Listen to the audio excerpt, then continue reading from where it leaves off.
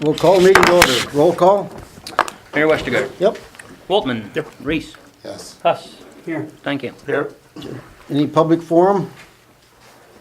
If not, Counselor Gus is gone for Gus is sure. gone. Oh. He's back in town and then he left again to go to Georgia with something with his daughter. Okay, consent agenda. Any additions or corrections? Not need a motion to approve? I'll move to approve. Second? I'll second. Roll call. Thank you. Yes. Reese. Yes. Huss. Yes. Waltman. Yes. All of those building permits are approved. Everybody's happy. Okay, we'll open the public hearing on the request to rezone. Any public input? Just the only public input would be just really to recap that public hearing from the Planning and Zoning Commission.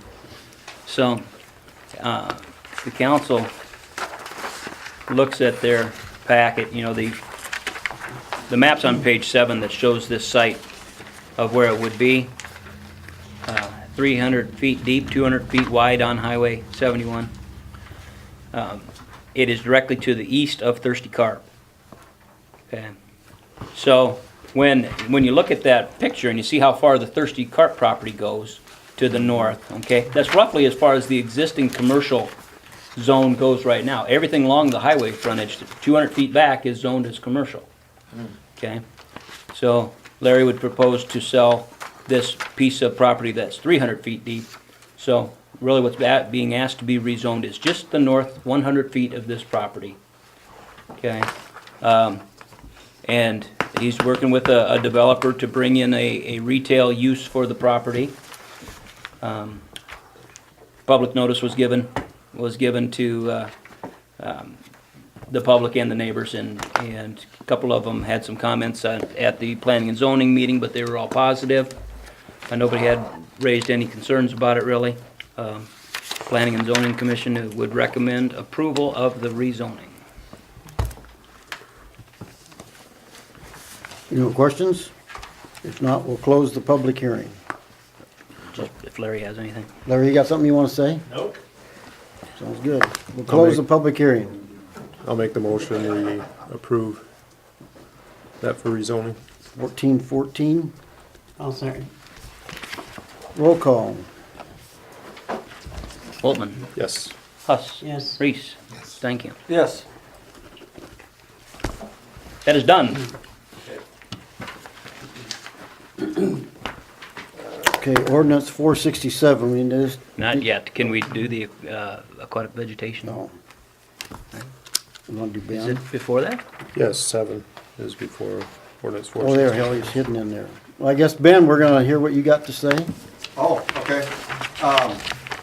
Scott just asked me to come and kind of provide you a brief synopsis of what we've kind of developed as a aquatic vegetation management plan. As you all know, the city of Lakeview, the Blackhawk LPA, Sac County, and the community club are kind of entering into a partnership with the Iowa DNR to operate a vegetation harvester out on Blackhawk Lake this coming season and, you know, for the foreseeable future. And it's kind of new territory, getting a machine like this. Like we discussed before, there's only one other one in operation in the state. And so we kind of wanted to work together to, and when I say we, I mostly worked with the LPA and provided this plan to Scott for review. We just wanted to set out some clear goals so people would understand what the purpose of this was. You know, I think there's a lot of negativity associated with some of the aquatic vegetation, and I think vegetation is a positive thing. That means our lake is clearing up and that sunlight can reach the bottom and actually allow plants to grow, but we definitely recognize that it can impede some recreational uses out there. So what we've kind of come up with is a plan to try to maintain water quality, maintain the amount of vegetation that we think we need to also create a healthy and balanced fishery, but also really provide those recreational opportunities that people enjoy out on the lake, swimming, boating, etc. So what we identified And I actually got, if you want, you can kind of pass this around. Please keep in mind that this is just kind of a draft at this point, because we met on Saturday with the LPA to kind of go over the final edits. And, Everybody's got the short form. okay, this is the short form, okay. The short form's in your packet. We went over on Saturday, or over this on Saturday to kind of go over the final edits. I just haven't put them all together yet, just because I've been busy with other stuff. But in general, we identified kind of the east basin in the large area where that large patch of aquatic vegetation, what we call topped out or reached the surface. We identified that as the primary area for operating the aquatic vegetation harvester. That's a very popular boating area. It's kind of the wide open part of the lake where there's a lot of room for boats to kind of travel at high speeds for tubing, water skiing. And we felt that if we were able to maintain adequate control in that area, then we can kind of move to some other spots. One being over in kind of the Town Bay area, because we know that the Stone Pier Summer Concert Series are very popular, and if we can kind of clean up maybe some of that area around there, then that would be beneficial. We discussed more about the northeast part of the lake, or what I call the Sac Beach area.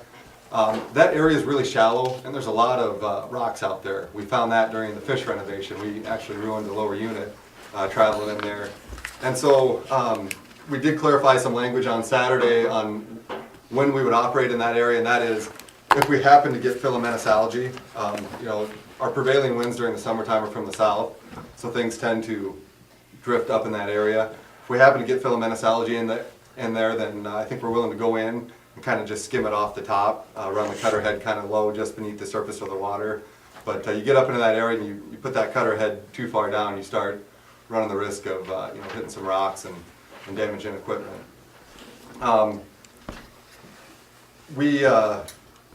The construction, the delivery date of this machine is largely unknown. We're probably looking at end of June is what they've kind of been telling me.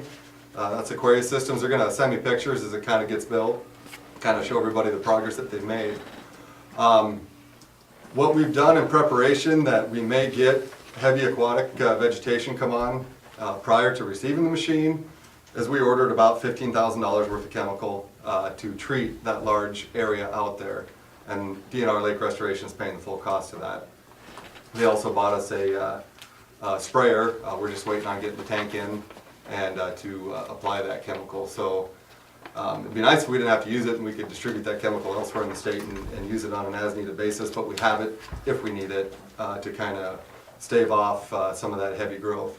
Again, the idea is to only use that chemical in those areas identified. Then we also did order enough chemical to do multiple treatments throughout the year around the stone piers and around the two beaches and campgrounds, because those are the two campgrounds and the two stone piers are very high use areas, and so we're willing to do a little extra management there to make them more usable.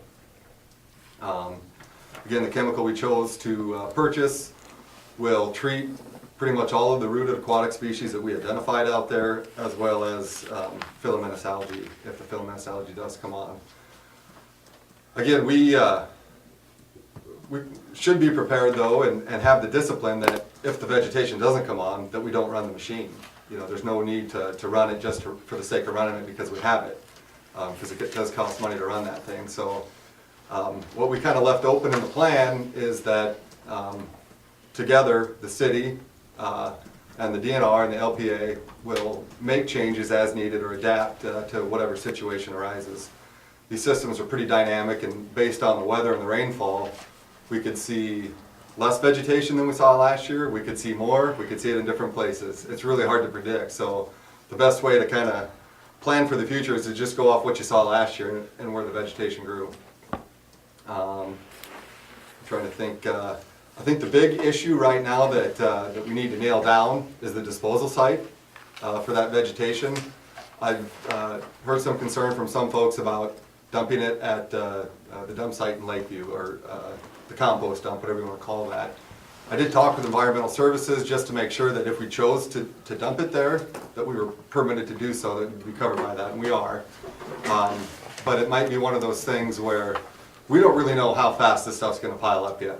And so I wanna have a lot of different dump sites because, you know, this is wet, it can decompose, and it can smell. And on a south wind, it blows right into town. So I do have some farmers and landowners that are interested in taking it to use it as fertilizer.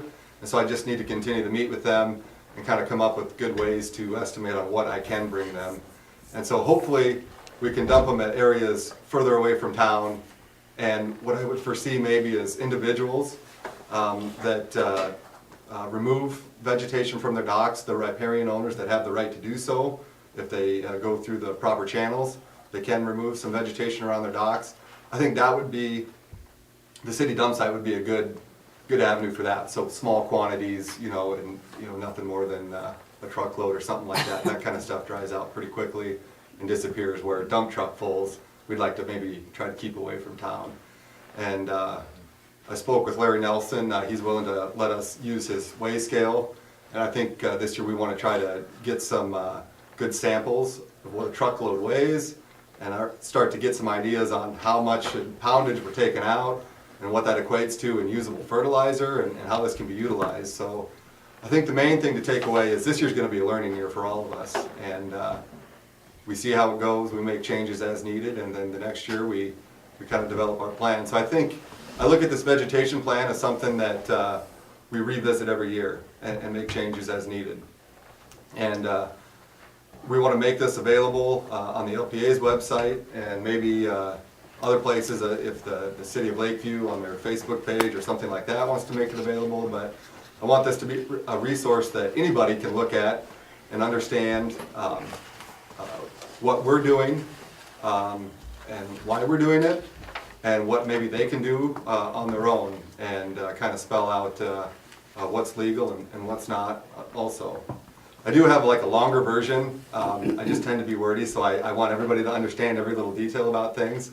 And so I think we'll make that available on the LPA's website if people really want to get into the details, but we do have a shorter version for people to kind of skim over.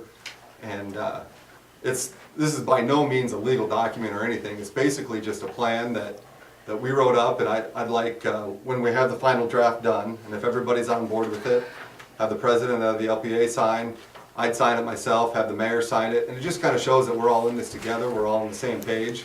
And when people ask us, well, what are you doing about this, or why are you doing that, we can all point to this and kind of show some solidarity and show them that we're all working together. Are there any questions about it? Yeah, getting back to the, excuse me, the chemical part, Yeah. what actually happens to the grass then? Will that let loose and start floating around, or will that just, It'll die and decompose in place. I suppose if it starts to die and kind of gets brittle, then some wave action could bring it up. The idea behind the chemical treatments though is you do the treatments when it's just starting to grow. okay, So we don't want to wait till it tops out, Okay. otherwise that's just too much to deal with, and decomposition is a huge issue because you can create oxygen sags by doing that, which is harmful to the fish. So we'll do like that big area out in the East Basin. We may do part of it one week and then the next week do another part of it just to spread it out. But again, we're trying to treat it when it's maybe a foot off the bottom, actively growing, and kill it before the seeds really start to multiply. I just didn't know if that floated to the top and they're still out there boating and Yeah. getting caught up. If it's filamentous algae, it may be able to get churned up and washed onto shore. If it's the rooted plants, a lot of times they'll just die and lay over. But wind and wave energy could potentially lift it up, especially if it dies and the roots die. You know, the big thing to keep in mind is we want this vegetation out here. We're just trying to control, you know, where it is and stuff. My hope is in 5 years, you know, we don't have to deal with it. There are ways to deal with this on the long term.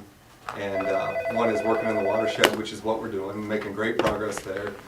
And another way is dredging can accomplish, you know, plants are only going to grow Yes, as it far is. down as sunlight will reach. And so Oh, yeah, Jerry, how are we can you? look at the use of dredging also to dictate Yes, where we can yep, keep we're on plants for from Wednesday growing. night, So and the meeting's up at the Like, Sac does County the chemical Cattle bother, Company, like, it's in if Sac City. You put chemical on, Yeah. Yep. will And bother it's- people or the swimmers? Yeah, it's a restaurant. Yeah, item, so the and chemical we they- chose, there's no entry restrictions on it. Well, Okay, we I do take that social- back, we there do is on social water time and at cattle. 6:30. But as far as swimming And then they do and a dinner at stuff, 7 and there then aren't a meal entry after. restrictions. If the lake is flowing over at the time, then I'll just need to contact the There will downstream be landowners that may have cattle in the pasture, 30-ish. just to let them know. And even then, it's a 1 or About 2 30 day people. restriction, or entry restriction. Yeah. Ben, are you still gonna have- As this decomposed is at the spoil site, is there any odor to Yes, it? yep, that's plenty. The plant?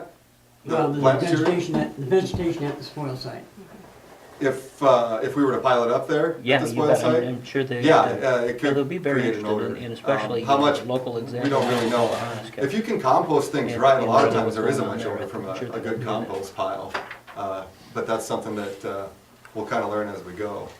I would tell you what, they're And not gonna know much again, about that- this that- really at all. You know, using that spoil From what site, I've been able to that's gather, also so. kind of, we're looking at that as an emergency, I don't want to say emergency, but like an ancillary Yes, dump you bet, site. I I'd agree. like to, if I can find some landowners that are willing to take it and actually utilize it, I'd love to take it there. And actually Okay. have them get some use out of it, get it further away from town, and, but I'd like to keep my Sure. options open, especially in this first year. How far out are you talking about hauling it then? Mile or two. Okay. You know, it just depends on who it is that Excellent. is Sounds willing to great. take it. And if we, You bet. I'd like See to, that? you Thank know, keep the dump sites to the south, so we don't have to drive through town with the dump trucks and stuff and, you know, drip water on the road and all that. Try to be as minimally invasive as possible. And we're gonna use this site over here as the load unload point. It's a public access point, it's a primitive boat ramp, but we're gonna try to lay down some white rock to make it a little more, it's really sandy, and if it gets really wet, we could see some erosion in there, so we're gonna try to put down some white rock. But it's a public access point, but it's not used very much at all, and then we can head straight south out without, you know, interfering with traffic and the goings on in the city. Ben, are you still gonna have a meeting for the dock owners so you know how to get rid of this stuff? Yeah, I'd like to have a workshop, kind of go over this briefly and kind of tell them or give them some ideas on the different techniques that are used for managing vegetation. At this point, we are ramping up into our broodstock collection for walleye at Storm Lake and Spirit Lake. So for the next 2 weeks, I'm gonna be gone here and there. It's just kind of, we're starting at Storm Lake tomorrow night. And so the walleye spawn is just dependent on weather and photo period, and it's happening now. And it's something I couldn't predict as to when it was gonna happen, so I'm kind of waiting for this to get done, so I'll be around for it. So, but yeah, we're still planning on doing something like that. Sounds good. Any more Okay. questions? Thank you, sir. Feel free to contact me at any time if you have any questions. Thanks, All right. Ben. Thanks, guys. Ben. Thank you. I just want to have a couple other discussions on a couple other things here, dealing with the people that we would hire then to operate this. Scott, do you want me to stick around, or? Yeah, you sure can. Oh, It's just okay, gonna take you're a gonna couple talk seconds. A couple seconds here, but for the council, on page 15 starts a proposed job description. And really, it's only going to say that they're going to operate the veg harvester, operate the dump truck, perform the maintenance on the vehicles and on the harvester and the dump truck, and then also assist with other grounds maintenance and other city-owned properties as needed. You can kind of see the rest of it kind of fulfills some of the requirements about telling what the physical characteristics of the job are. Last section, though, being the education, training, and experience, the only required education would be to graduate from high school. Special qualifications, you do need to have a Class B CDL with an air brakes endorsement. That would be the one thing that's that will be somewhat limiting, because we got to have a Class B CDL. Any of our CDL drivers, though, also get thrown into drug screening, so a pre-employment drug screen would be required then too. That would be a proposal on job description, just real basic. And I would like to proceed actually with advertising for this position. You think about this, we probably advertise here for the rest of the month, and by about the first council meeting in May, we want to get somebody hired, because hopefully we have somebody, a machine maybe in June. Will they give you a real due date in the near future, do you think, Ben, or what's your thoughts on that? It's a good question. I think they're hesitant to give an exact date, or at least the last time I talked to them, because they were ordering parts, and we had kind of an issue with the motors. We had to go with a different motor. It was a 6-month wait versus a 6-week wait on one of the motors. So yeah, I would say, you know, as time goes on, obviously the delivery date will become more clear. At this point, I can't give you a clear delivery date. Jane Doffenbach is kind of the sales rep and the person that I talk to. You're more than welcome to call her and talk to her. She welcomes it. You know, she knows that the city's involved in this, because I've talked to her at length about our situation and what we're using it for. So if at any time you want to get an update or something, feel free to call her. I think I sent Scott her contact info, but I can resend it if you need it. Yeah. Yep. And if you're ever over by Milwaukee, she's more than happy to give you a tour of the plant too. But yeah, at this point, Whitey, I can't give you a clear due date. Going to Green Bay, so it would be possible. But, you know, it's very possible that we may not see the vegetation growth this year like we saw last Well, year. yeah. But again, we have that chemical ordered and ready to go in case we need it, but I know you're trying to hire people, and I'm sorry, but I just can't give you a date. So water's low in the lake now, Yeah, and if water stays low, I mean, Yeah. would you anticipate more growth because the water's lower? potentially. So a couple of things. If the water stays low, that means we haven't got much runoff either. And so things might settle out and you get clear water. And with the water being lower, it just means that sunlight can penetrate more areas of the bottom of the lake. I will say that we're only about 14 inches low right now. And that's a lot better off than about 32 inches low last year. Now granted, we filled up in a hurry over Memorial Day weekend last year too.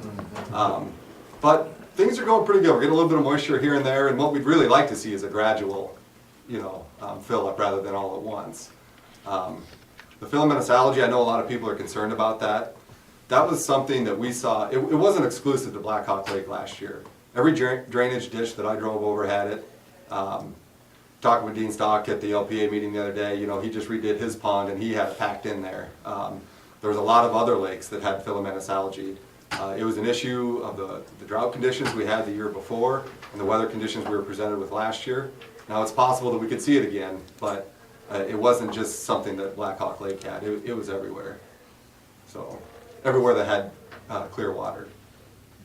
But so yeah, it is possible, Scott, that we could see more. It's also possible we could see less. Sure. I would suggest you make that phone call. Tell them about the city involvement, trying to hire people, you know, from a city perspective. Yeah, I can talk with them. Yeah. The alarm twisted never hurts.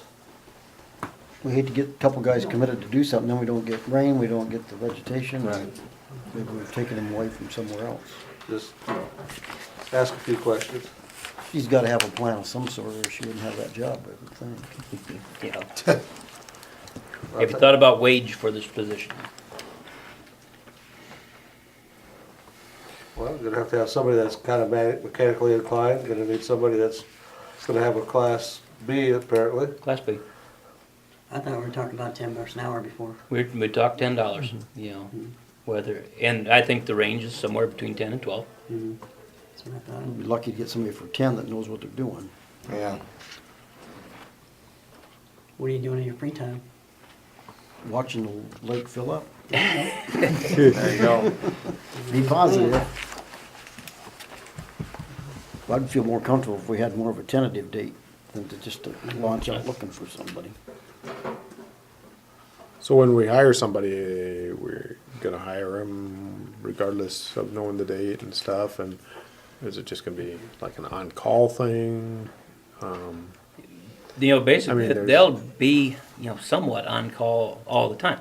You know, they're not gonna be hired and know that they're gonna get 40 hours every week. They'll operate the machine when the conditions are right for it to operate. You know, heavy winds, that type of stuff, we probably wouldn't operate the machine. So, No benefits, though, right? for this person, Yeah. No, but No. Okay. But who sends them out, Deanna? Well, Oh. I think it'd be up to you guys. I mean, they're city employees. Well, it says under the It's on National lawn. Public Works. It's gonna be under lawn. Okay. And You know, and I think that's where the partnership comes in. I'm fine with going. I off ain't of doing it. nothing to you around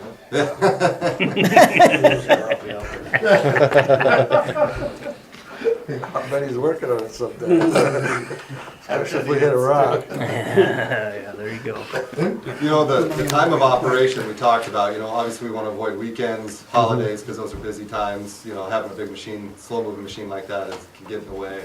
And we were talking, you know, kind of like sunrise to 5 p.m. as far as the hours of operation. But, you know, if we have something coming up, like Water Carnival or something big, and maybe we're behind on something, or, you know, we want to take care of something, you know, I think we can make some exceptions, you know, and, you know, work with that. I think we need to be flexible, especially in this first year. Yeah, like Ben said, it's gonna be a learning experience, Yep. the first year. Yeah. The next meeting we'll have a lot more comfortable on when we, and the thing get within a couple doubt it. weeks.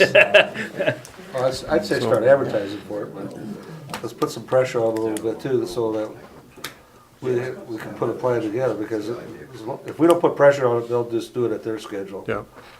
Try to move up their schedule a little bit. So should we start at the $10 an hour? See if we can get them with See that. if we, Yeah, see where we're at. See what we can See find. what kind of applicants we have. Cause you're not gonna be running on weekends at all, right? And you're gonna quit at 5, the way I understand. Yeah, the plan says 5. That's You what I know, thought. there's a little variation there, you know, if need be, but Well, I think a lot of times though, it likes to calm real early in the morning, you know, that'd I be think too. wind's gonna be your big issue. Yes, it And is. You can find that out on the internet the night before, what the wind's gonna do. Yep. And lightning. Yeah, yeah, Well, yeah, yeah. but I think that's when you'll hit it the hardest is early morning, because that seems to be the quiet time, so. Yeah.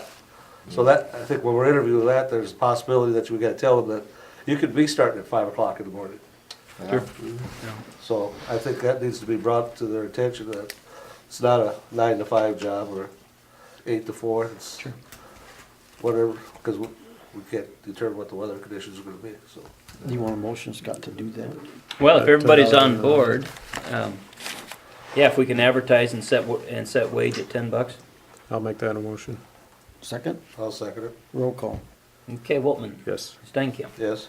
Huss, Yes. Reese. Yes. Scott, you wanna tell us about the new, ordinance for the Steinkamp Rain Thanks, Garden? Okay, I'm gonna go pack. Thank you. Thank Are you you. putting a little sign in there for me? Yeah, 'cause once we put that up, it's not gonna rain again. Yeah, see, yes. Or what? And the Rain meetings continue, Right don't they? about right here, now. never rained after we put it in. All right. Yeah, dandelion. So we'll start talking about rain gardens, it'll stop raining. This concept of low-impact development. Concept of low-impact development is basically this, that if you get a smaller rain, and this is 90% of any rains that we get are gonna be an inch or less. If we get any of those rains, the concept of low impact development says you can handle your water on your own property, it never runs off. And that's handled through rain gardens and bioretention cells, bioswales, some of these type of things. You know, and as you look at some of those, like those maps over there by Curtis in our comprehensive plan, you know, that was the first thing identified in comprehensive plan, deals with things about protecting the lake. And that's why we're looking at this concept of low impact development, because what it does is takes those 1-inch rainfalls and gets everything into the ground right away. So that you get the optimal amount of treatment then by having the water underground. As we talked with the Planning and Zoning Commission about this, we were reviewing a model ordinance and came from Okoboji, and they had a very stringent requirements on this. And basically, if you were going to do some work to your house, put up a new house, you know, you would be required to do some sort of a low impact development thing. So you would put a rain garden on your property or anything like that. As our Planning and Zoning Commission discussed this, they were not nearly as aggressive about that. This proposal from the Planning and Zoning Commission ends up stating that for developments where a site plan is required, you would need to incorporate low-impact development. Okay? Now, a site plan is required for most everything other than single-family or duplex residential. Okay, so if you get a multifamily residential project, you need a site plan. Commercial and industrial developments, they gotta have a site plan. And starting on page 17 is the city's site plan ordinance. And so this is our entire site plan ordinance, and what I've done is underlined the proposed new verbiage, struck through things that would be removed. So on page 18, the most notable thing about this is actually number 7 there, where we're removing this. It removes anything in regards to actual management of stormwater via storm sewers. Okay, you're not going to tell how you're going to manage your water to get it to the storm sewer. You're going to say how you're going to manage your water to keep it on your property and get it into the ground.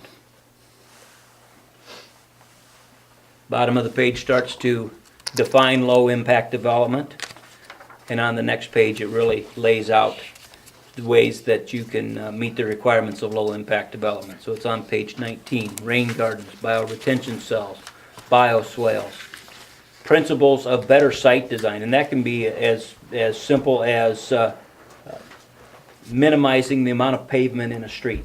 You keep it a couple feet narrower, or only running streets for sure where you need them.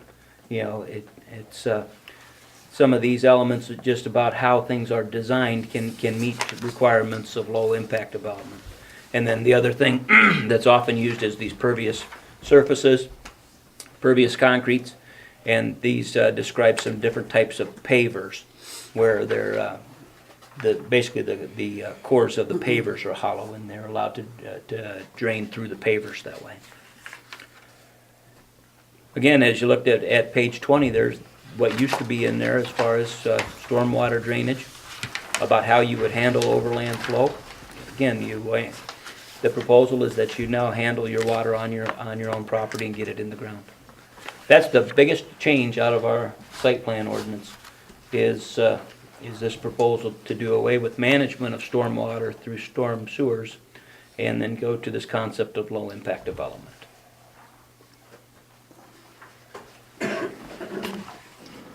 Questions or comments? So what do you think, what kind of effect would that have on people building new homes, new business comes in, and what kind of, does that put a burden on them? It more? does. It can, because you're going to end up, say, having to have some sort of a rain garden, retention cell, or something like that. That can retain your inch of rainwater. Again, it's sized only to handle an inch.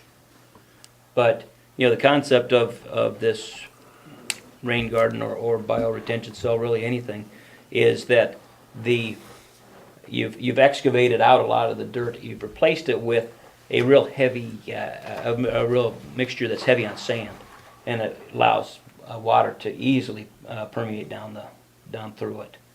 Gets it down into the ground as quickly as possible. And that's what we did on the rain garden north of City Hall, is it has this mixture in it of sand.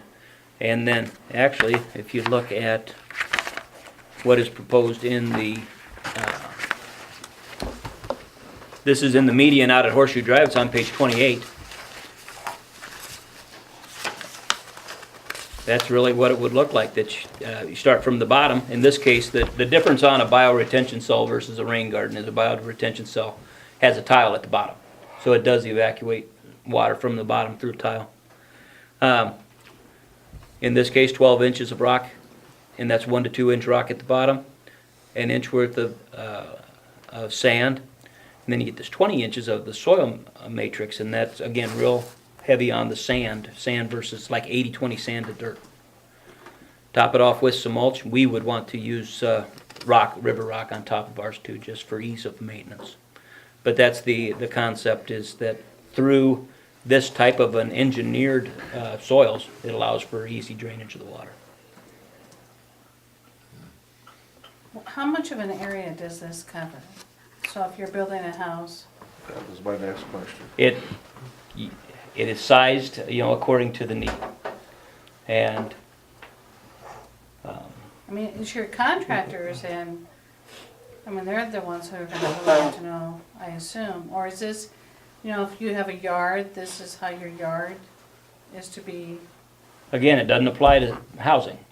okay. But, yeah, business. so if we have this new business coming to town, that based on the land area, based on the area of impermeable pavement, that all impacts the size of what the, So there's an actual Rain formula garden, yeah. to determine that. and, when we do ours, we work with NRCS, and they help us out on it, but landscape architects can certainly do that too.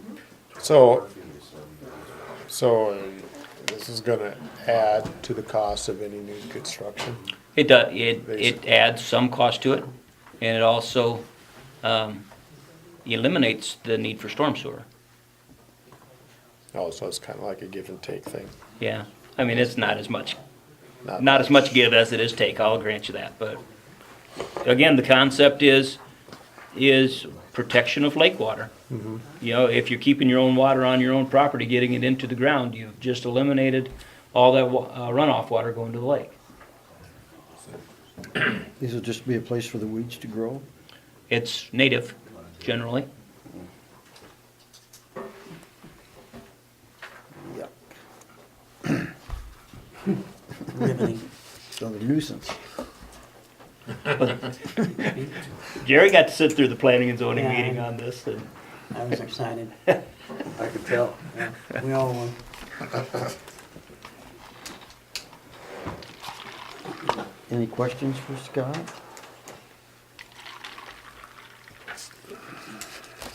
Is this one of those we have to So- read it 3 times? it is, this would propose that it's an ordinance, you change the ordinance, you read it 3 times. So planning and zoning is recommending that we do this? Yes. So what happens with the big rains then if you don't have no storm sewers? Where- There's still, everything's still gonna get to the streets and it'll, Oh. be handled Still gonna run publicly. Sure. I've discussed this with quite a few people, and it's one of these things that just does not generate any amount of excitement. But it's yet, good at for the lake same road. time, there's a lot of good things that can come of it. But this is like, you're talking about new construction only? New construction. This would be, again, multifamily housing things, business, industrial, and platting new lands. If somebody platted a new subdivision, they would have to have some allowance for low-impact development in that. Hey Scott, what happens when they use most of the lot? I don't know, they wouldn't use most of the lot. Again, it's just proportionate to the amount of runoff. Or like a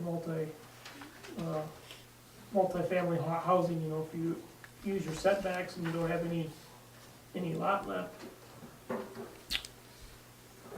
Again, it's just proportionate to the amount of use. So if the more structure that you're gonna put up there and the more areas for runoff, yeah, the bigger that it's gonna end up being, but yeah, it requires more land that way. But don't ever think of this, in terms of these massive retention basins like what we have out at Evapco and that massive berm out there. It's not like that. It doesn't take space like that. It takes space like a rain garden north of City Hall. But in the end, it's good for the lake. It is, yeah. It's, like it or not. So what do you guys wanna do? Do we need a motion on 467? Is there one?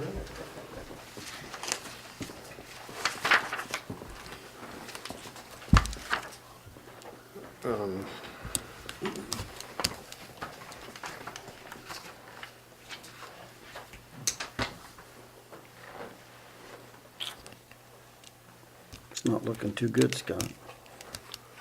Make the call, Mayor. Well, we'll just let her go. No action on 467 at this time. Okay, electric lineman apprenticeship program. Yes, when we had talked about this last time, we're down to the last couple questions that needed to be answered. And that dealt with the makeup of the committee, and we needed to have a representative from labor or from the union be on that, and Preston DeBoer will be on this committee. And then also dealt with costs that we had previously paid. As we looked back, and granted, this was like 12 years ago, and we don't even have real good records on what we paid 12 years ago. But IAMU said we paid for the first year of the program and did not continue to pay subsequent years after that. So basically, yeah, we're not entitled to any credit or anything like that from them. We were in the program that first year. What they have done is they've waived the enrollment fee again, which is just a $200 enrollment fee. So the annual fee now becomes that $940. Those were the last two questions. We've talked this through with Bill and Jeff and Brian. They're ready to go and want to take their exams really as quickly as I think they can, as soon as we get in the program. And, you know, I've answered all the questions that I think I had. We recommend that we would get into this. So you need a motion for that? This would be, yeah, approving the agreement with IMU and entering the apprenticeship program. I'll make that motion. Second, I'll second. roll call. Stankamp, Yes. Huss, Yes. Reese, Waltman. Yes. Done, Bill. So what's kind of the game plan on that then? Can both of them go through it at the same time, or one can do it one at a time, or how's that work? No, they can only do one at a time. Okay, You have to have one journeyman per apprentice. okay, And they're both gonna take the test and we'll go from there. whoever does best of the first test is who's, That's what, yeah, you got a plan for that? isn't that Preston talked about, Scott? That- That, you know, that's what we had talked about, and IMU had suggested that too. They're both gonna go take the exam. Person that tests farthest into the exam would be the first one into the program. They'd be the quickest one to get done. Okay, And then the next person would go through. and if they both tie, we'll flip a coin, right? Yes, Have a plan. yeah. There is a statement in the union deal about training is done by seniority. Okay, And Jeff is most senior. okay, that's fine. If they're We happy. got a plan. Okay, resolution 1415. This is a normal resolution granting Yep, this approval. is once a year we do the final approval on these tax abatement projects. So these are all projects that are completed. $1.2 million worth of projects last year. It was another good year. Have a motion on 1415, So move. second, I'll second. roll call. Waltman, Yes. Reese, Yes. Huss, Yes. thank you. Yes, Okay, Camp Crescent project. We got the whole crew here to tell us the good news. Sure.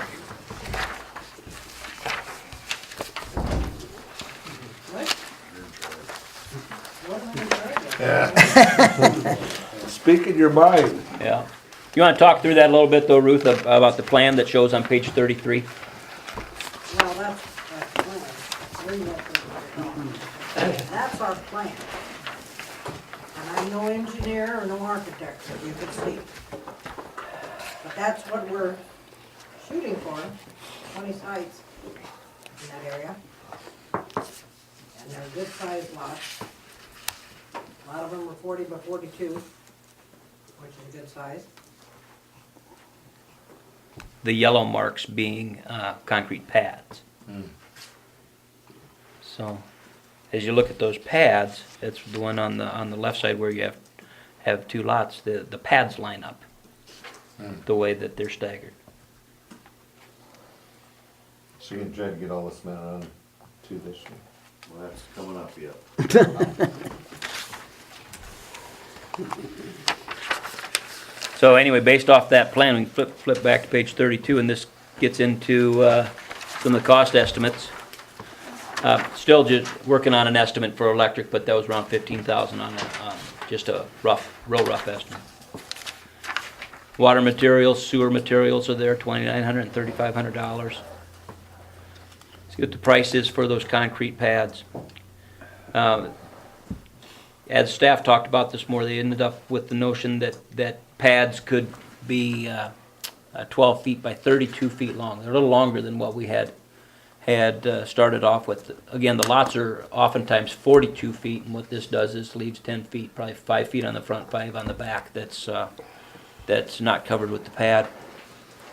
So looking at doing 20 pads, you see what the materials are. About 75 yards is to lay that, 19,200. We really need to have a discussion on priority of work and how much work our guys can really do. That's why there's a contracted price there. And the contracted price would be about $34,000. Just looking at the remainder of the cost, one of the big things is fill dirt that we would propose to haul in 1 foot and cover the entire area, about 52,000 square feet. So it's about 2,000 cubic yards. But we've found a contractor who would be willing to do that for $6.10 a yard, which is substantially less than the other guy that we had talked to. I mean, the price is a really attractive price, but that's still $12,200 for having them haul in dirt. Was that black dirt, Scott? Did he say? I just said, it's you gotta get us some dirt, the dirt's gotta be good enough to grow grass. Yeah. It probably won't be primo, but I just threw in $5,000 for contingency, and you can see what the total costs are there. Total, if the concrete's done by city staff's at $57,800, or if we did contracted concrete, total $72,600. Okay, next line down says if you want to reduce those concrete pads back to 12 by 25, subtract $3,200 from material only price, or subtract $7,000 from the contracted price. You want to talk a little bit about how you see the sequence of construction going there, Lon? Well, I put concrete pads down first because we'll put them, you know, if we start up by the bathhouse on page 33, I think it was, that's really going to be our high point. And then what I'd like to do is we'll actually probably raise them up higher than what the ground level is there, because the water starts there and has to run down through. So we'll gradually step them down so we have a gradual grade going over to the south toward the lake. There's a culvert drawn in just underneath that road there. And everything's got to go through there, including, what's that other site, Ruth? The duck pond. Oh, that, 48 to 76, up Yeah, by the garage. and that'd be on the other side of the bathhouse that you're looking at doing next year. Everything has to run from there to this culvert toward the lake. So what my proposal is we'd have to set grade stakes for the contractor to follow and go from there. The reason I wanted to do the concrete pads, because if they're set to grade, it's going to be easier to level off the dirt, because with all the trees and everything, it's going to be all skid loader work. You won't get a blade down there that you can cut grade with, you know, with a, you know, like a maintainer. It's all going to have to be done by skid loader. So that's kind of why we were looking at the concrete pads, and we kind of went to that 32 foot. It's $3,200 more, I think. But if you had a big long motor home, would they be sitting on the sitting on the concrete, or are they going to be backing off the back of it into the dirt and getting stuck? Because it's going to be soft down there. I mean, we found that out the last time we did on the site to the east. It was just a mess. And the reason we wanted to put the dirt do the gravel road next, before we do water and sewer, because then everything's up to grade. And, hopefully, you know, we're gonna be up a foot higher, so we won't be down working in the water. So you're looking to what, to pack all that ground in there before you do? What do you Well, in the past, we've always just let Mother Nature do it, you know, but, About a foot deep, that's a lot of. that's a lot of dirt. Of course, if you're moving it in with a skidler, you're constantly driving on it too, so. How much, did we already discuss this? I think we did. If we had 20 sites added this year, what was the income, projected income if they? Each one of those sites would average $1,000 in revenue. Okay, now. Per year? Yeah, $1,000 per year in revenue. It would come pretty close to that. But, you know, it's gonna be a reduction from some of the other sites too, though. So, I mean, it's not, don't figure that it's just Right, an extra right. $20,000, but. Although, this would be a very nice amenity that, of course, these things will be, I think, they'll be occupied most of the time. They're If we filled do with, not do the concrete slabs, we will not be able to get any in the middle. We'll have to stay on the outside, and we're gonna end up with an area the same as we did in the other side, or other area just packed with rock, because we won't have a base.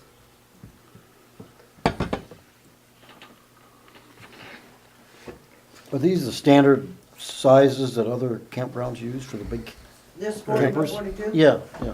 I don't know if they're all that way, but we just decided if we're gonna do it, we're gonna make them big enough from day one, because Yeah. there's others up by the road, and even the last ones we did, at 30 feet, are getting too small, so we might as well do a big. I just wanna make sure they're big enough now, because we had that trouble last time. We don't make them big enough, and then we wish we would've, so. that concrete or something that, does that take any extra longer time to cure? You figure, I mean, before you could Well, put full something, cure is gonna be 38 days, okay, so, whether it's but, 25 or 32, it don't make any difference on cure. well, it does. It does, Yeah, okay. That does. Oh, you mean lengthwise, you mean? Yeah, yeah. Oh, no. No, that- Cure's, cure will be the same on that. Okay. Temperature has a lot to do with Sure, it, all right. but, So What, if they, what we like about the concrete pad deal is grade will always be maintained then. You can't, you know, that's what happened with the limestone. It's soft, so they put more limestone in. Then we end up with more ponding and more ponding and more ponding, and everything has to go through this site. 3/4 of the campground goes through that culvert. So, oh, probably not 3/4, but I'll bet half of it. so if it's contracted in compared to what the city does, will they use a machine to, like a Well, I think the city was gonna we've already hauled gravel down there. They can use that gravel for their grade, to get their grade done. And that'll have to be compacted. And then in this concrete price, I think we had rebar in there on 3-foot centers. But I mean, if, compared to, say, like the city does, work compared to, I mean. The city don't have no tools. That's what I mean, yeah, so you're gonna have to, So it'll be, And have to I'm be renting you guys buy contracted. tools every time we do concrete, right, but, either that or you gotta rent, or from you or whatever. to yeah, do well, you this. can go to Carroll or you can rent it from me. I guess we've always rented mine because of the fact that you don't have to drive to Carroll twice Right. to get it. I ain't charging you any more than what they're charging. No. My big issue though, to discuss is prioritizing this relative to other projects. Because if you were to say, nope, we want our city staff to do these concrete pads, just know that there's so many other things that are happening too. And it's just some of the biggest ones. The biggest one is playground. And that's coming up here real quick, first part of May. And then the other thing that we really wanted to work on is that 3rd Street sidewalk. And Lon's always has daily things to do, but the other big thing that will run throughout the entire course of the summer is water meters. Well, and that still- plus the sewer jetter. Sewer. Yeah. we're gonna take away too much, he's not gonna have the Well, time that's to do what I it. was kinda, contracting or having the city do it, are we able to get that done, that's. Well, yeah, it doesn't sound like, if we want it done now, You have to we're gonna have to contract it out. contract it out. Yep. That's, Who else does this kinda? Well, you can put it out for bids. I would suggest you put it for bids in the paper.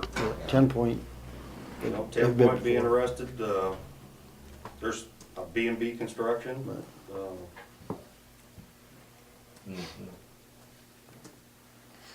But if we wanna put it, So- get it moving along, we're gonna have to get something going. That's right.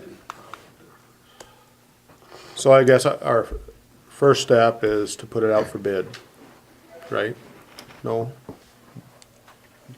My first step is just so that the council really agrees to the project in general, and we know that we're gonna proceed forward. We can get the bid spec ready to go on the concrete, get the guy on board to come deliver some dirt, start to work on how the timing's gonna work on the project. And then how to pay for it in the interim until we figure out the total financing package. Yep. Grants, the TIF, all of that, we'll have to get the money from somewhere And we do have some, temporarily. if we just need temporary money, we'd have some from local option sales tax, that can be used for a while. Where was my other ideas? Campground revenue, there's, last year we made 38,000, that would basically be general fund money. Electric fund, and I would really suggest this, that that the electric fund would actually pay for the electric improvements down there. Right. Okay. Did we meter the campground? Yes, And, for master meters, not for individual lots, but. That way we know at the end of the year what it used.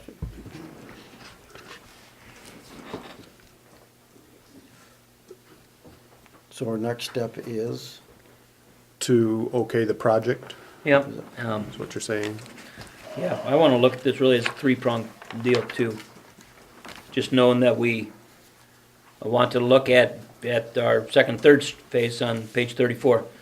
Enlarging those lots in areas 49 through 76 and 92 through 106. Those are the maps on page 36 and 37. And this is not a big capital project. This is basically going to be taken care of through relotting things.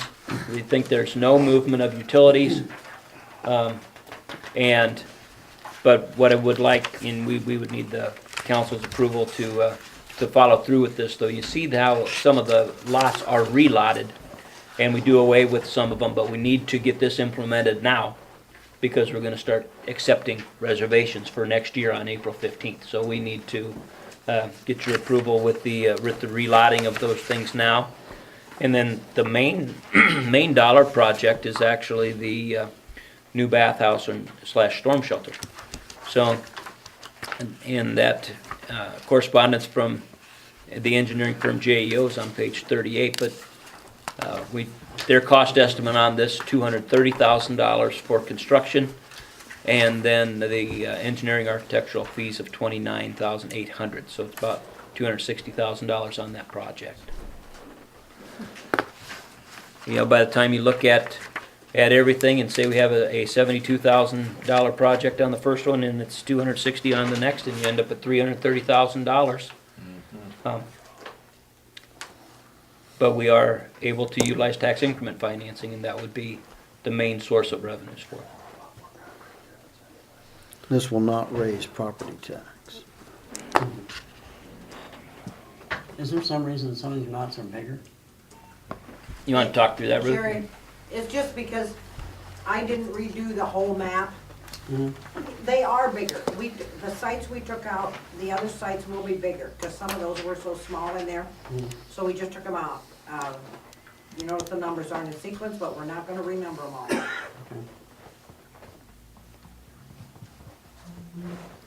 Yeah, we did make some, in both of those sections, we made the sites bigger. it's pretty easy to handle with our reservation system too, Jerry, because you see, we don't have a site 99.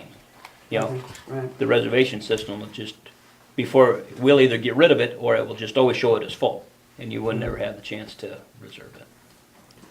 It's on hold, technically. Forever. Forever. Forever. It's on hold forever. And we talked about using the existing TIF to do that we're currently getting. How much did you say that? About $110,000 a year on that TIF. So about 220 of that.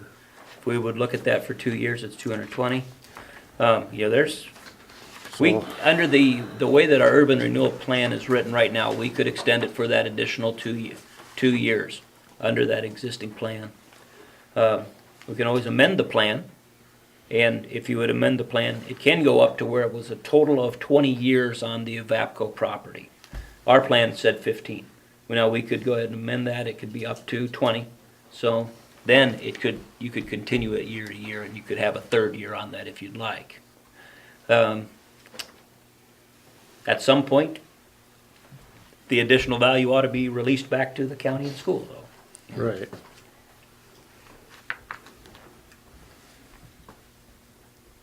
But if that's the option we chose, we could use the TIF solely as the funding for this project, for both the bathhouse and the, Mhm. Yes. so we don't have to take dollars from elsewhere, Peter, to pay Paul, or True. I certainly would say that. use tax that we- dollars at all. No tax dollars, no, other than TIF. We would still apply for grants, because I think this would be a nice grant project. And Could we we could still apply? use some electric funds too, I think. I think we talked about this once before. Could we apply for grants for the different phases of the project? We can. Like Sac County Endowment allows grants for different phases of the project. Okay.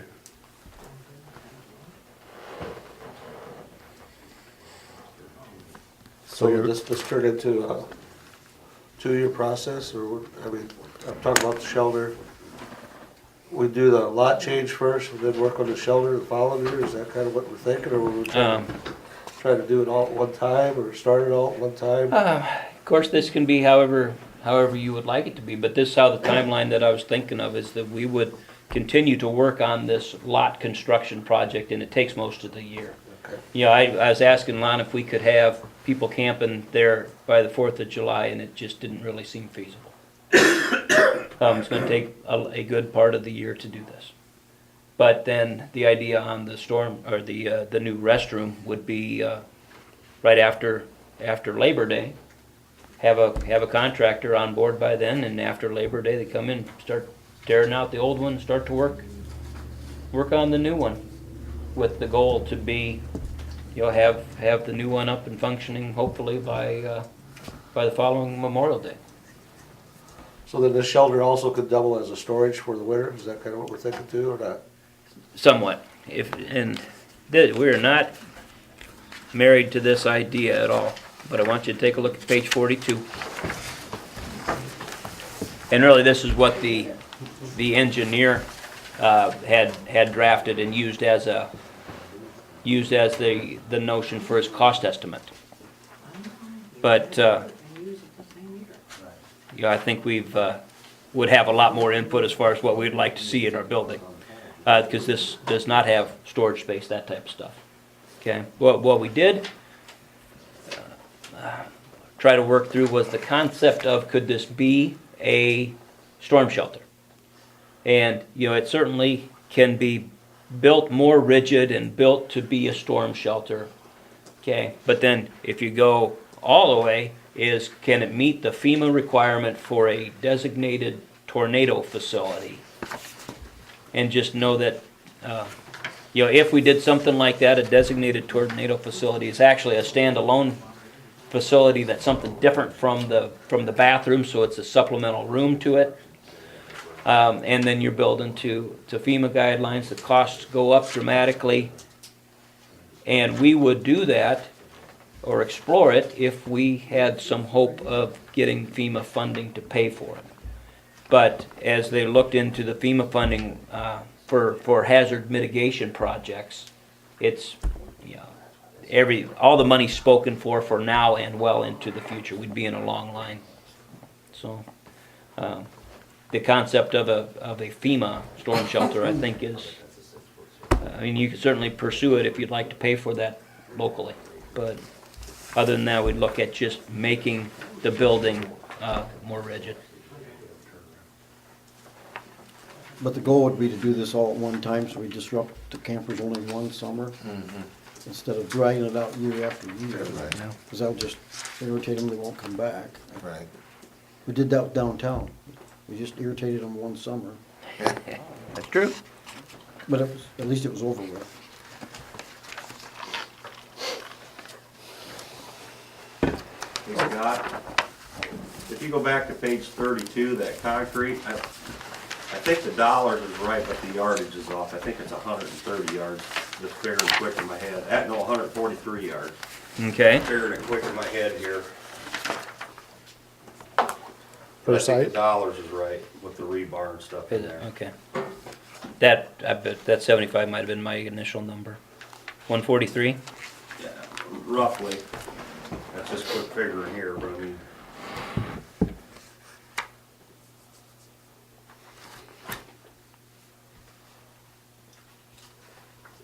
Well, I guess what's the council's idea, you know, as far as this three-prong project? You know, are we ready to move forward with this? And then kind of a commitment on the financing to be TIF, because there's, gotta start to work to jump a lot of hurdles on the procedures for TIF. And then third big question would be, whether we would contract out the concrete and get that going. I like the idea of using TIF because, you know, it's really no new taxes that are being used to finance the project. And as big as asset is the campground is to the city, it needs maintenance and updated from time to time, and it's really basically overdue for a big facelift, in my opinion. Well, one thing about it, you know, is the way I look at it is that you could have small lots and have the fill rate there, say 60%, or you could make a bigger lots and you hope that you could get a 75%, 80% fill. That's where, you know, we might have less lots, but if we have a more of a fill rate for the year, then we'll still be money ahead on that part of it, so. I mean, like I said, when's the last time we stuck anybody down there for anything other than? How many years ago we did that, Ruth? We did that other section in 2004, 2000. Yeah. then we built the office in 2006. Okay. I think we need to move forward with TIF and then contract that out, because if we have a contractor, at least we got somebody Right, sweet to hold the fire plus we have to deadlines. make the deadline of April 15th for next year. Right. I'll make a motion, we move forward with the project as outlined by Scott. Okay. Is that what you want, Ted? Yes, that's, Second? Jerry, second, roll call? okay, Waltman. Yes. Huss. Yes. Stankham. Yes. Reese. Yes. Okay. Was that a commitment on the financing then too? And, Yes. So it was With the to, TIF. to do the three projects and finance through TIF and contract the concrete?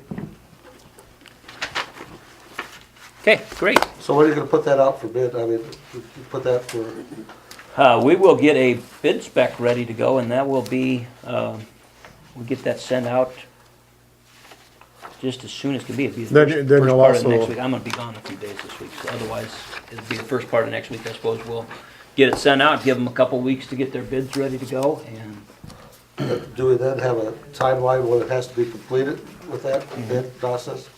certainly. Okay. I haven't sat down and put it together yet as far as what we'd think, but if we,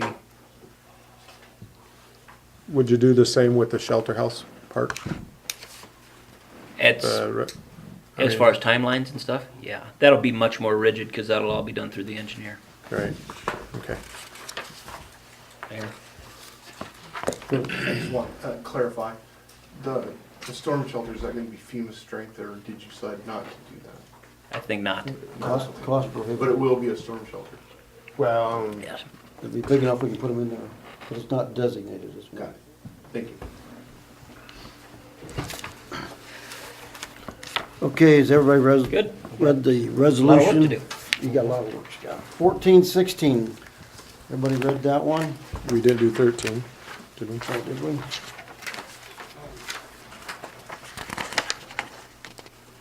Point Sue and Lois. Well, I was going to, no, 1416 is campground. Oh. Sue is 13. Yeah, we gotta do this. Lifeguard thing. The resolution is gonna be on page 43, but the resolution has two components to it. First, to determine the hours of operation for the beach. And then the second part is to hire lifeguards, to actually hire the people to fill the positions. Historically, we had the beach open daily from 1 till 6. There had been some discussion at the last meeting or a couple meetings ago, would you be interested in just the weekends? And that's Friday, Saturday, Sunday, and holiday Mondays. Just the costs on that are on page 44. You see what the costs are for staffing. And just roughly, if we were to staff every day, costs about $8,200. Staff weekend costs us $4,300. That assumes that you're there and you're working all the time. The fact of the matter is you lose at least 10% on weather.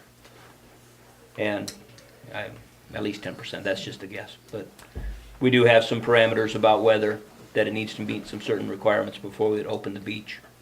And Ruth is kind of, she's just in charge about determining whether the beach should be open or not, based on weather.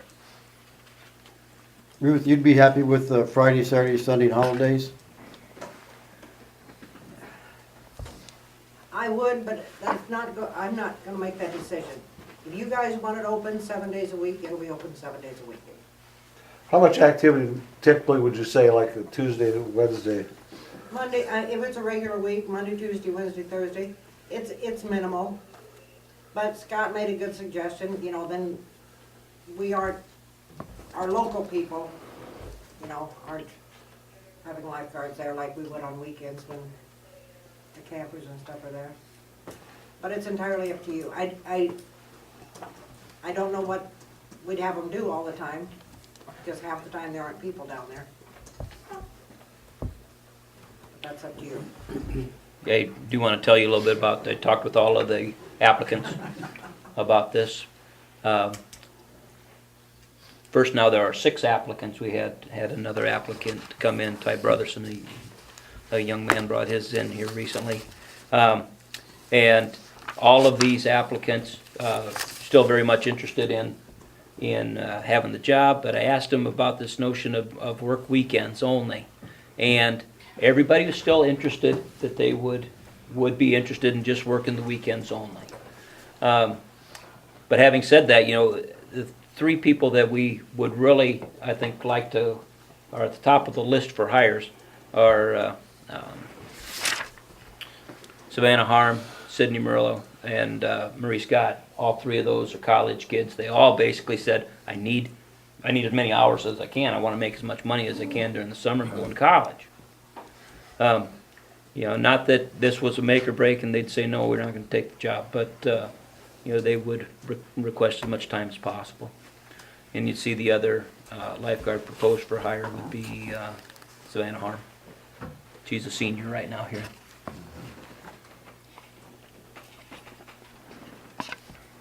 So I guess the first concept is, you know, would you like to open the beach every day or just look at weekends?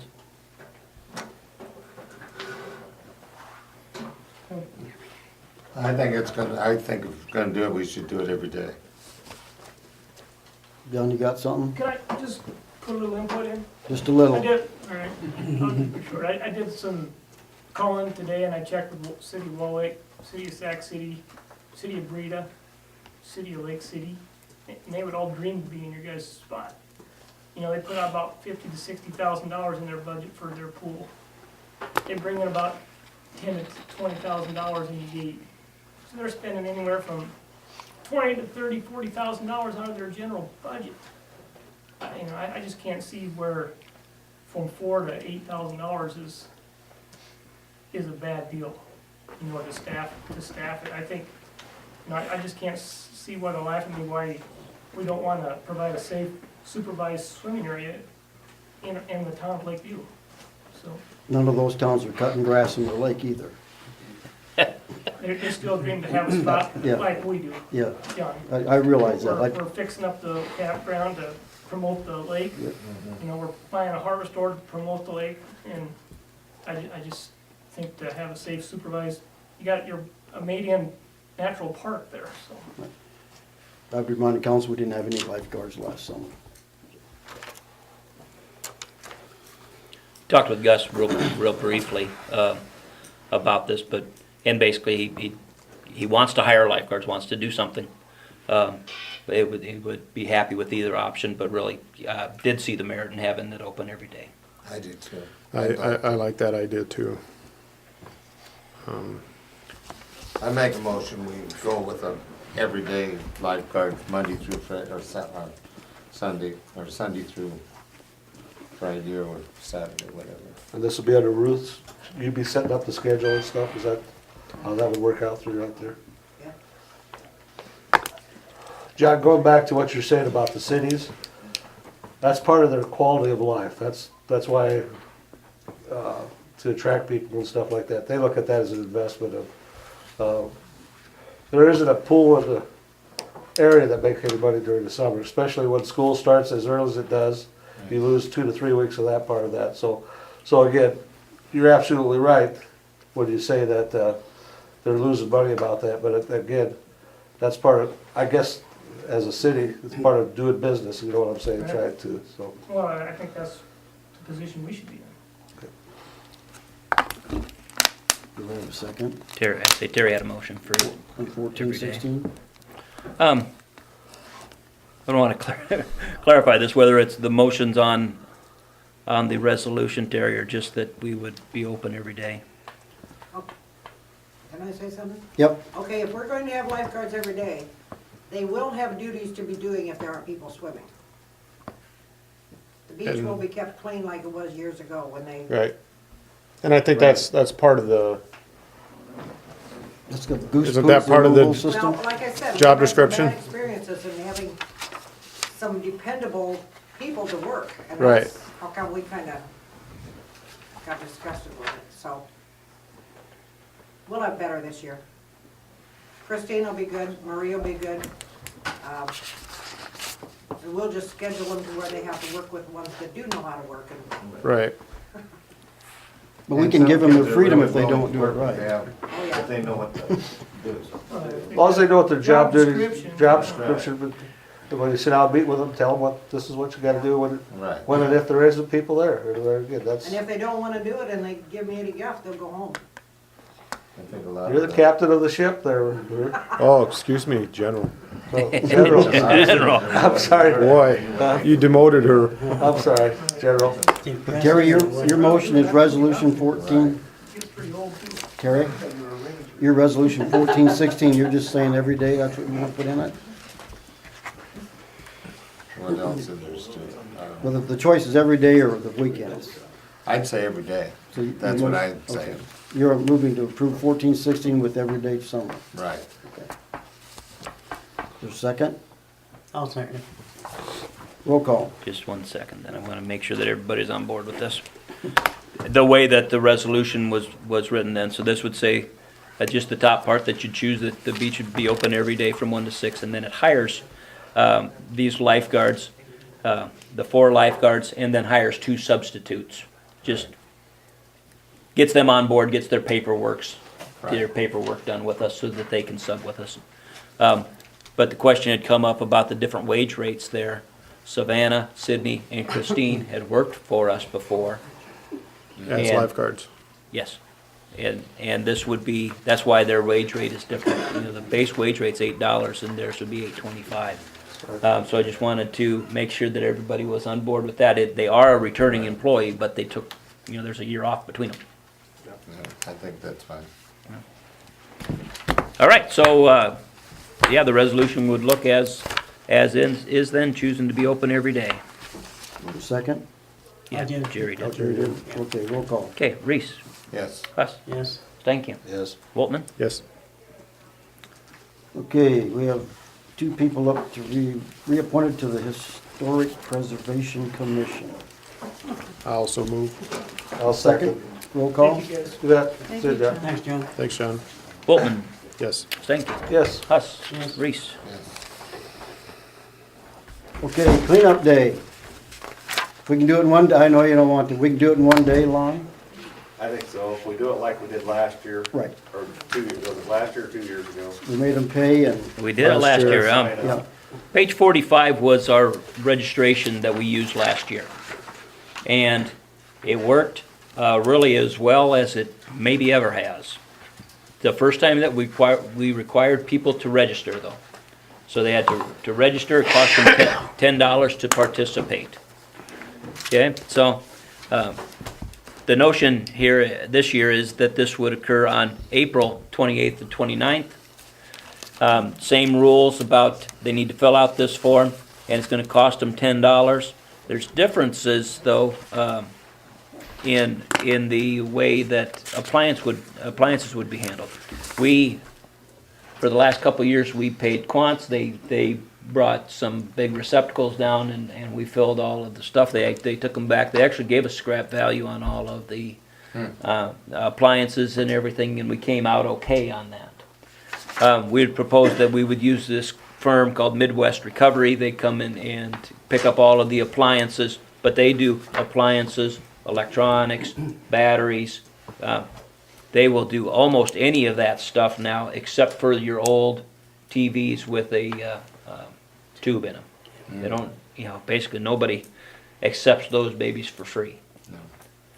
So we can get this all handled basically for free. We will need to pick it up and get it to a central location, and they come pick it from there. So they would, we'd take all the stuff down to the city shops, and they'd come pick it up. It will still cost to get rid of televisions, and just take it to the The tube landfill. It type. costs 40. Pardon me. The tube type. Tube type televisions, yeah. And at the landfill, it's just 40 cents a pound. Minimum of $10 for each one. The question then is, do you want to continue to charge for appliance stickers? It generated enough money to cover the cost of holding cleanup day.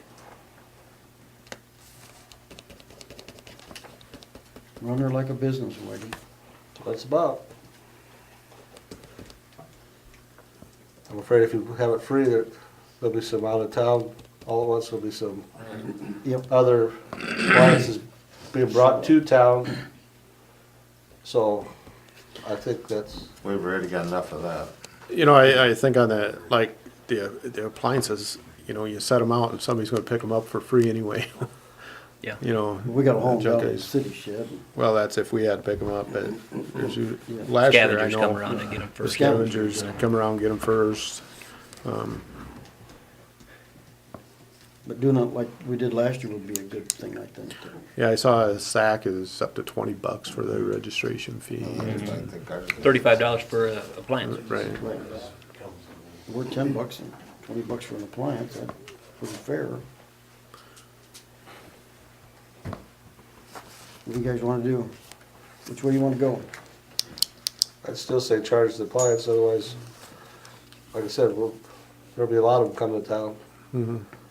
Yeah, I second it. We always have been pretty easy to deal with on this thing, on the appliance sticker, though, that somebody comes in and buys a sticker, and, you know, we basically tell them, don't put it on until you know that we're gonna come around to pick it up, because if your appliance gets taken by a scavenger, if you bring your sticker back, we give you your money back. About as nice as you could be. So you wait till the last Yeah. Right. the last day to Yeah. put it on. I still don't see a problem with that. Yep. So the motion is to do it the same as we did last year? That's what I'd say. Terry, you seconded that? I did, Yeah. yeah. Okay, roll call. Okay, same as last year. Stankin. Yes. Reese. Yes. Waltman. Yes. Huss. Yes. So you're gonna do it on May 6th and 7th, both, or what? It'll be April 28th and 29th. That was last Oh, this is year's. last year's? Yep. Well, that's coming right up. Yeah. Yeah. Yep. Okay. So we'll get that in the paper right away. Yep, and- yep. I contacted Rudd. Rudd's come in and they actually take care of a good part of everything that's thrown out. Yeah. And I contacted them about that first week in May. They had another one scheduled already and really didn't want to double up that week, so we can go the week before. We could have gone the week after, but that really gets into conflicts with the installation of the playground equipment. Okay, we'll move on to nuisances and cleanup. Everybody saw the pictures? Anybody have any more to add? This is your favorite part of it. Well, we gotta start somewhere. I mean, you know, as we look through these things, we really want to make sure that everybody's on board with the way we go about cleaning these up. And what we would do is, you know, unless there's any dissension from the council, Ted just takes every one of these properties, goes out and sees them, has a nuisance notice, gives them so long to get things cleaned up. If they don't get it cleaned up, the notice would say that the city could clean it up, and we just assess charges. And that has happened, not very frequently, but it certainly has happened. So when was you thinking about these, putting these notices out? Quickly. They'd go out quickly, yeah. Actually, with cleanup day coming, probably be a good time. Yep, gives them a chance to put their stuff out. Clean up that wreck. Don't cost them nothing. That'd be the end of April. So, are you like saying that the stuff, for example, on this Jim Kolb, he doesn't use any of that stuff? No, we were after him last year to move it, and he said he used it. Turns out he doesn't. Oh, Scott, you might want to take a look at Baker's before you send one. They were cleaning up and mowing yesterday. At Baker. I had already talked to them, so that could be why. Yeah, they were cleaning up There's yet. quite a few of them on here I've already talked to, just so they And know. I went by yesterday and they were moving around stuff, so, I don't know. good. Perfect. You know, I was taking these pictures today and I was looking at Baker's and thinking, man, that doesn't look too bad. But a couple things there is that they've got these two cars that have been parked out front for a long time. And one of them, they're Tearing apart. tearing apart. What are they doing there? What are they doing with the one they're tearing apart, Jeannie Baker? That's their new figure eight racing car. Oh, Okay. Oh, Figure a way to get it out. yeah. That's the figure. Maybe that's, Excuse me. Well, anybody have any comments on them? The one thing that we always ask of the city council is that you just please stand firmly behind everything that's done, because nuisance abatement is no fun, and we really need the council to be firm when people come to complain, and they will come to complain.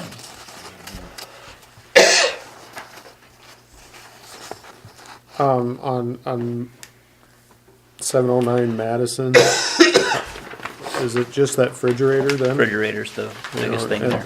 Refrigerator, tires there. How long have they been there? Any idea? I just talked to him yesterday, they got a guy lined up. Oh, okay. Perfect.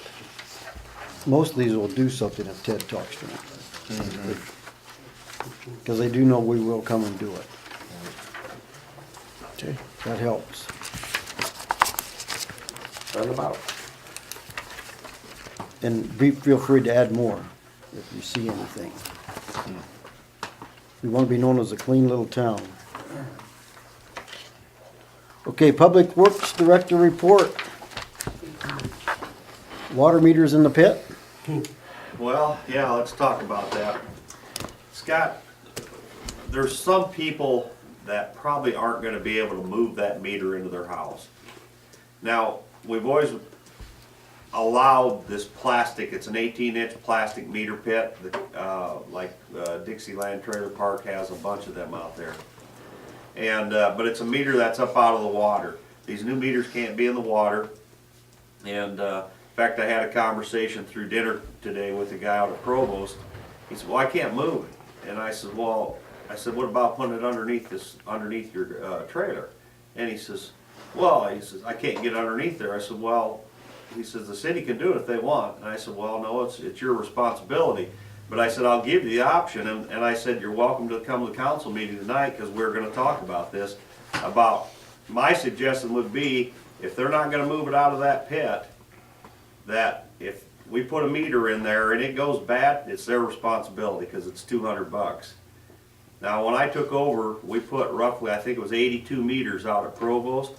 45 of them meters in pits don't work already. 2 years. And that's why we're trying to get them out of the pits. We don't have that problem in houses. And so it'd be my suggestion that if they don't want to move it out of the pit, let's allow it. But if they have problems with the meter, it's $200. They have to buy a new meter. I think they'll find a way to get it moved into the house. What would be a reason they wouldn't move it into the house? Is just Well, because a lot of it's cost. I think they just don't want to take the time. Now, there's some people that have their houses sitting on cement slabs. There's just no way because it branches off underneath the concrete. We wouldn't even know if we were getting it all metered. And we're finding that as we've started going around the lake, they're our biggest abusers of stealing water. I mean, we're finding T's in front of the meters and everything else. Wow. And we put roughly 60 meters in maybe last month, and we found 5 of them that were taking water. So, Is that a municipal infraction? well, that you guys can talk about too. But you know, the big thing on them cabins, when was it done? You know, they're turning over. A lot of those cabins aren't owned by them people. Well, it might have been that way when they got it. So once when we put the new meters in, we're putting seals on. And if we come back and find that, that seal's broke, you guys have already done a deal on that. I think it's $300. So, but this meter pit deal, after talking to this guy today, well, he's gonna call in a plumber now and get it taken care of. But I told him, I said, you've received 2 letters. No, I haven't gotten one. Then later on, he said, I guess I have gotten that letter. They're just kind of putting it off. Well, now we're to that lake property, and we have, I really haven't counted how many pits exactly because we've been talking to them along the way as we come across them. And so far, it's been pretty receptive about getting them moved or making arrangements otherwise. But I would like to see an ordinance that if you don't want to move it out of that pit, I'll put a meter in there, but if it goes bad, it's $200. what would be the cost of moving the meter inside? It's just Well, it's just that I have the one guy plumbing's told going me in there he already, replumbed right? It was $2,200. Oh, But not most of them, I'm thinking in that $200 range. I had a couple of them here in town, it was $160. So I guess it all depends how hard it is to get at and how much plumbing they have to do. Yeah. I know the guy that had the $2,000 deal came to me and he was a little upset about it. I said, but did you have to do all that? And he didn't really elaborate on that. So we need Scott to draw up an ordinance? or You can work with Aaron on that. We just need to, I really need to work with Aaron on this and address some of the legal issues about that. I mean, transferring responsibility because a person chooses or to do or not do something, we need to just explore that. But Well, wouldn't there be some labor also? For us to go out and fix the meter. We'd wanna charge a meter The new plus meters are cost. $200 a piece, a little more than 200 now. How long would it take to replace a meter? If, in a pit, Yeah, 15 minutes. Once I get there, it takes about 10 to 15 minutes. so a half hour travel time, just to get there? Yeah, I suppose. And, you know, if you're out in East End, it's 20 minutes out and 20 minutes back, or 20 minutes round trip, something like that. Well, we'd wanna recoup the cost of the meter plus our labor. Right. Anybody If else you're gonna would. bring something up there, Yeah. put some teeth in Teeth it to to the, you know, cause Yeah. we got other things. Well, That's I mean, replaced. it's pretty much proven that they're in the pits. I mean, I had all the meters working at Provost, and I got 45 that don't work now. Okay. Them were brand new meters a year ago. These weren't the electronic ones, though, were they? No, that's the old style meters. We hadn't decided to go to Right, the the other meters yet, so I was just trying to get them up and working. Put a labor cost together, Okay. let Scott know, just, Yeah. I don't Fair think you have rate. to put an amount, you need to put labor and. include well, but, Yeah, I see but what- as a selling point to, To know how much. it's gonna cost you 200. It's gonna, if it takes 1, 2 guys to say it's gonna cost you a minimum of $300. I'm just throwing out a figure, you figure it out, but, so now it's gonna cost me $300 to get this back. So, how many times do I wanna replace it? That's, gotta be a little bite in it somewhere. I think the problem with the pits is they come up on the weekend, they get in there and they stand on the meter, so they don't get their shoes muddy to turn their valve on. I can prove it. I mean, Well, I'm just, we're gonna take the gray out, make it black and white. But we wanna get on this right away. we do because, well, I talked to the meter salesman the other day and he hadn't gotten back to me, but we're trying to get a deal where we can start purchasing these things sometime in maybe end of May, 1st of June, and they won't bill us till July. Right. But he had to run that through his, you know, it's a new company now, and they had to run it through their big cheese. You could have something for our next meeting. Yes. Okay. So something put together by the next meeting. Okay. Anything else? Well, we turned the water off the campground today. I think we still got froze water lines down there, but we fixed about, what, 10, 12 leaks somewhere in there today. You know, the valve didn't hold last year, and about, what, February, the end of February, March, Ruth noticed water coming in the office. So we went down and pulled the meter out, put a cap on the end of it, and it was trickling through ever so slight, but it was enough to fill them lines through the winter. So we're fixing leaks now, and we got maybe a third of the campground done today, but we're anticipating quite a few more leaks yet. In a new valve? And the office. I actually put a new valve in the meter pit today. It's a quarter turn ball valve, so that should always work now. What we had before was an old water valve off the cast iron main, and I suppose it's 50 years old. You know, nobody knew it was leaking by because you can't see anything. You know, once you turn it off, it's a closed system. And took about 3 months to fill it up, and so working on that. I've talked to you guys about them lift stations out on the east side. We got the 2 lift stations out there that keep getting the rags in them. Well, I mean, it's about every 3 weeks we go out and have to pull the pumps. I brought a salesman in there the other day and had him come out and look, and he's gonna give us some options. The pumps that are in there, I called that company in Oklahoma that they no longer make that pump. They do have a retrofit, but I'm looking at maybe going to submersibles with a grinder on the end of it. Then that'll eliminate a lot of labor.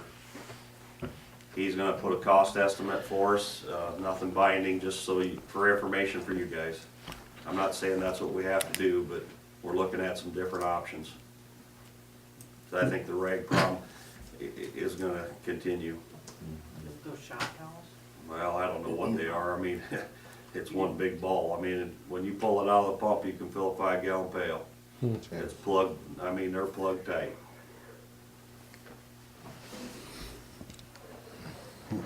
But nobody's admitted to dumping them. I've talked to everybody out there but one person. I can't ever catch her at home, but I can't see her doing it, but who knows, you don't know. We pretty much know where they're coming from, but Anything else? no, that's enough. I got one major thing for you. When I was looking at these, the sign at the corner of Second and Main is flipped around.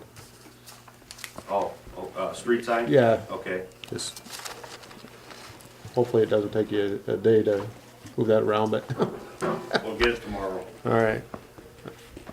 Did we find our compact cars parking only? Not yet.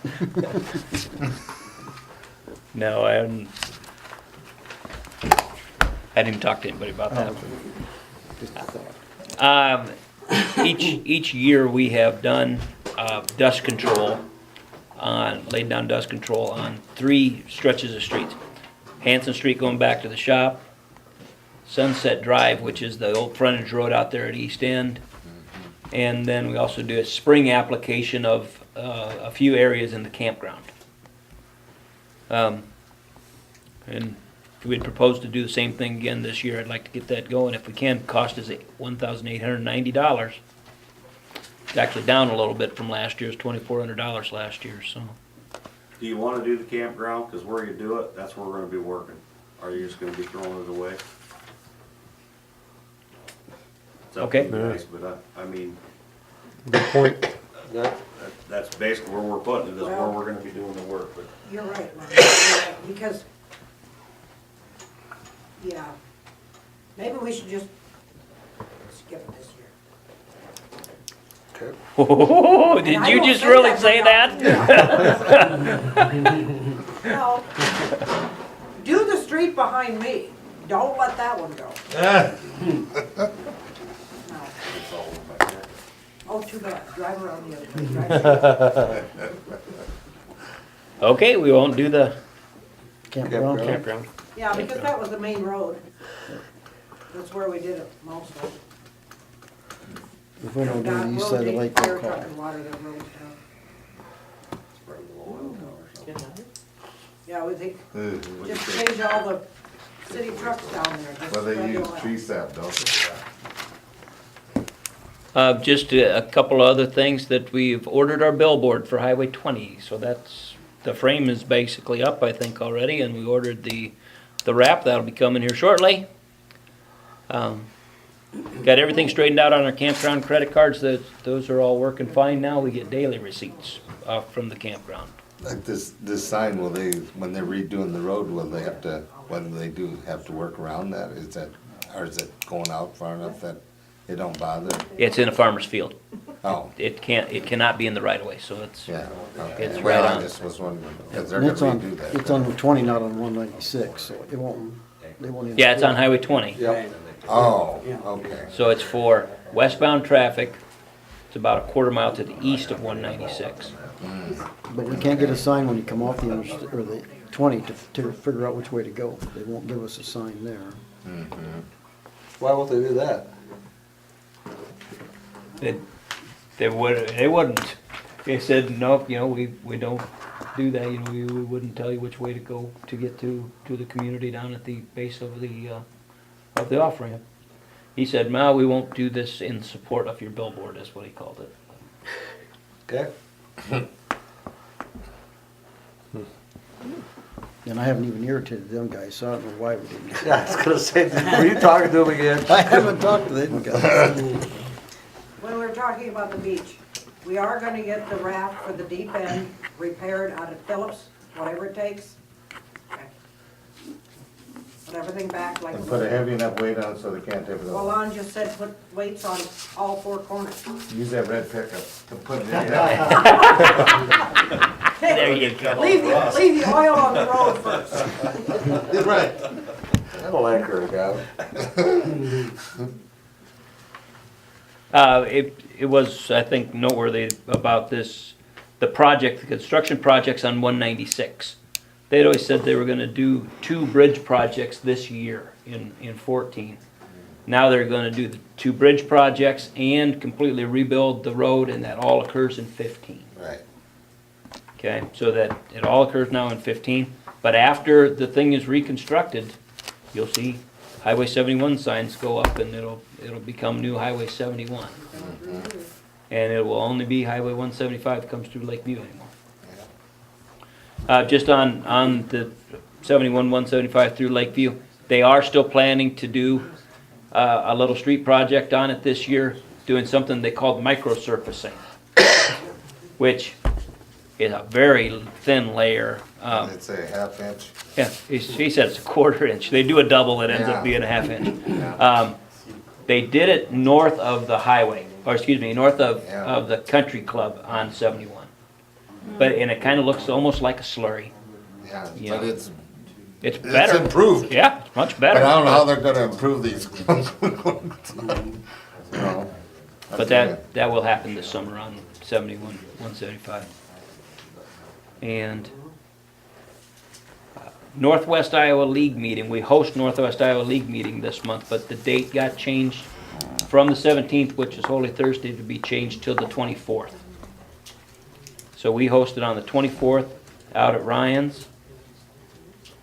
And Sac County League is this Wednesday up at Cattleman's in Sac City. And the guy who called earlier tonight actually he's the program for the night. Jerry Schneff is going to come talk about one of his Keep Iowa Beautiful programs. You gonna be back in time for that? Northwest Iowa League, or the Sac County League? Yeah, I'm working Wednesday. I will be back. I'll be here. So And that is at, what time? Sac County League starts at 6:30. Are you up for that, Jerry? I don't know, I gotta drive to Sioux City that day, I don't think maybe I'll make it back in time. All right. I'll be there. You'll be around? Yep, I'm not going, we got our food show this weekend, so. All right. I'll pick you up. All right, I will be around. Dave? I won't be here for that Wednesday, I'll let you know for sure. but I will for the We'll 24th. see what the time is on it. Jerry? Okay. Do you need us for the need us to tell you about if we're gonna be there for the 24th Yeah, yet or that'll, not? we'll confirm that. Will you be picking us up on the 24th? Yeah. I'm just Yeah, kidding. I'll just throw a rope out, grab on. I'll be off this week on Tuesday and Thursday and Friday for some personal stuff. The other thing though is on the 24th, Nancy's gonna go in for some surgery on the 24th, so I'll be gone that day too, but I hope to be back for the Northwest Iowa League meeting, or at least if the mayor can handle it, it'll be in good hands. Well, Whitey did it last year, I should go do it. Yeah, it was short and sweet. Yeah. I'll be very careful. Oh, last Saturday, we did the bump outs, limited number, Scott said we had a good turnout. Oh, I thought was it a poor happy. turnout. Yeah, but thanks to the Parks ladies and Terry and Joy for the cookies, they were really good. Yeah, thank you, bet. And, see, but the Parks Board ladies were there, Ruth and Nancy was there. Where does it turn out? Oh, See, okay. I think just enough people. we had 15 people come clean bump Oh, outs. wow. That was, I think it's great, and the mayor's going, there's not very many people here, but I Now, a said- lot You of know them- what, if everybody's Yeah. busy though. a lot of it them were makes it city better, staff, but you know? Yeah, they should've given me that little chainsaw thing earlier in the season. no way. I had to clean that up. You didn't get any complaints yet, did you? No, everything looks good. Yeah, Everything's cut way back, but You had one? it'll bush out nice. oh, yeah. It'll be fine. You ate waffles, I don't know where you went. It was- Oh, yeah, and this Saturday, no, when's the Pelican plunge? Sunday. Sunday. Make sure you come down for pancakes on Sunday, cause, Yeah, we're working, from Yeah, 7:30 early. to. Will you, you'll be here Wednesday? The house. Okay, I'm gonna pick them sausage up, so just bring them here. About Wednesday night. I've never done I'll that. give you a shout. anybody have anything else? Have Motion to adjourn, So second, you? I suppose. meeting adjourned. Alright. Is Sarah gonna dress up again this year? I sure don't know, but Scott,